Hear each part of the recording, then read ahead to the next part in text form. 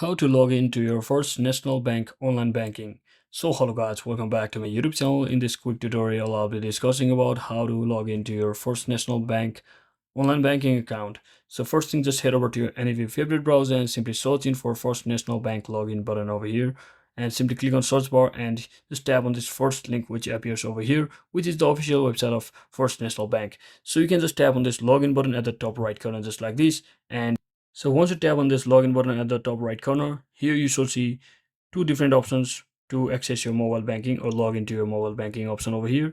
So you can actually click on this first option, that is log into mobile banking, which will take you to the mobile app version. And if you want to continue in the website, you can just tap on the second option, which I'm gonna do, that is full online banking website. So simply tap on that and it will redirect you to this page. And you can also actually enroll in online banking if you haven't created your account already. So since you have already created your account, then you can just click on this username and password button over here to successfully fill out the login details, and just make sure all of your details are correct and simply click on login to successfully log into your online banking account in the First National Bank.